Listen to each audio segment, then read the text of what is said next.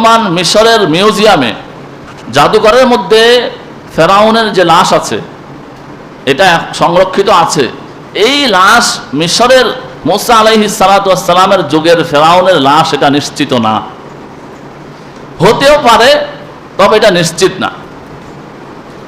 ওই ফেরাউনের পতনের প্রায় 3000 বছর পরে এই লাশ লোহিত সাগর থেকে তোলা হয়েছে।